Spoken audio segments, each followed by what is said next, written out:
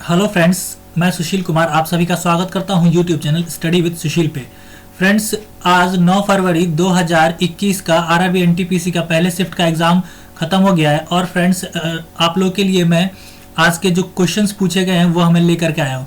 Friends, questions easy to moderate ही रहे हैं, तो ज़्यादा हार्ड नहीं पूछा जा रहा है। जैसे जैसे शिफ्ट आगे बढ़ रहा है वैसे वैसे क्वेश्चंस हार्ड नहीं हो रहे हैं। तो फ्रेंड्स, आपका आज का एग्ज़ाम का लेवल था इजी टू मॉडरेट, ठीक है, मॉडरेट था, इजी टू मॉडरेट लेवल था। तो चलिए फ्रेंड्स, देख लेते हैं आज क्या क्या क्वेश्चन पूछे गए हैं।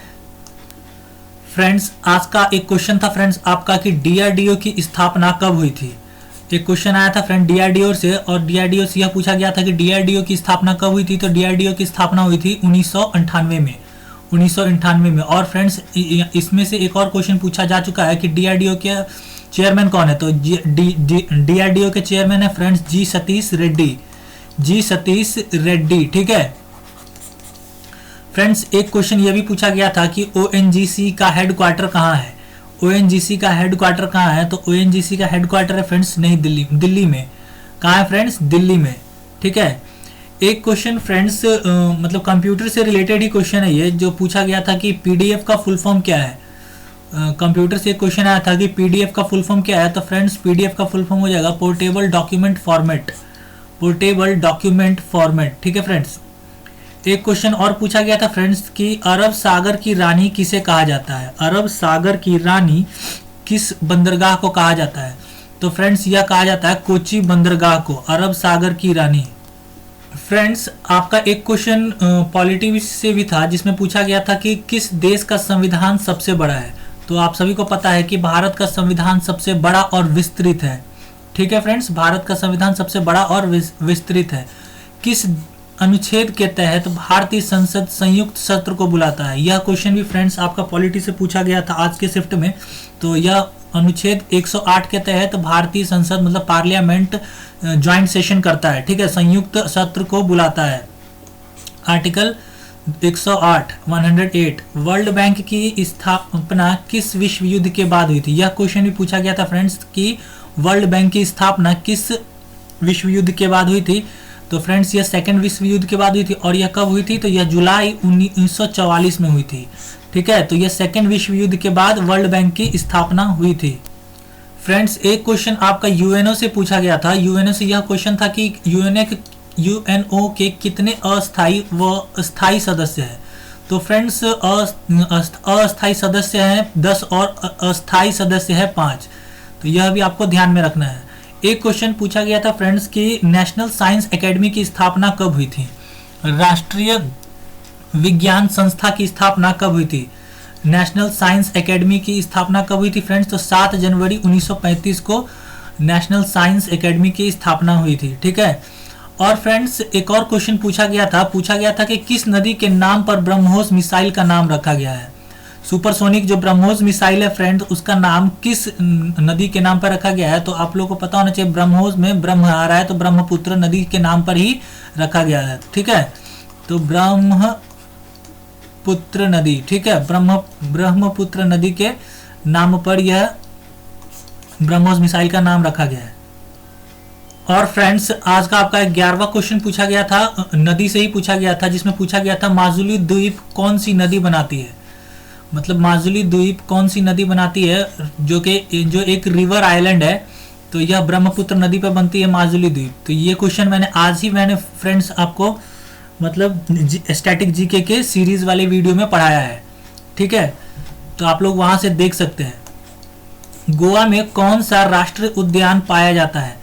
तो गोवा में कौन सा राष्ट्रीय उद्यान पाया जाता है फ्रेंड्स। नेशनल पार्क से क्वेश्चन था। तो गोवा में जो एक राष्ट्रीय उद्यान पाया जाता है उनका नाम है भगवान महावीर राष्ट्रीय उद्यान, जिसे हम मॉलिन नेशनल पार्क भी कहते हैं, मॉलिन नेशनल पार्क भी कहते हैं, ठीक है। ये भी आपको याद रखना है।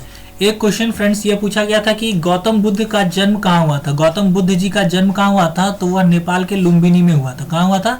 लुम्बिनी में, ठीक है। एक फ्रेंड्स यह भी पूछा गया था कि अमेरिका की खोज किसने की थी। अमेरिका की खोज किसने की थी।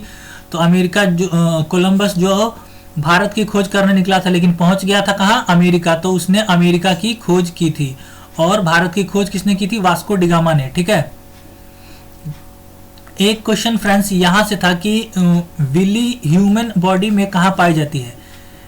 विली एक प्रकार का एक छोटा सा वेन टाइप में होता है फ्रेंड्स, जो कहाँ पाई जाती है, तो ये छोटी आंत में पाई जाती है। ठीक है, छोटी आंत में पाई जाती है, मतलब स्मॉल इंटेस्टाइन में पाई जाती है। बायोलॉजी से ये क्वेश्चन पूछा गया था फ्रेंड्स। एक क्वेश्चन आपका प्लैनेट से भी आया था, जिसमें यह पूछा गया था सोलर सिस्टम में कि मंगल ग्रह के कितने उपग्रह हैं। मंगल ग्रह के कितने उपग्रह हैं, तो फ्रेंड्स मंगल ग्रह के 2 उपग्रह हैं, और उन 2 उपग्रहों का नाम भी आप ध्यान में रखिए फ्रेंड्स, क्योंकि हो सकता है अगले शिफ्ट में आप लोगों से पूछा जाए।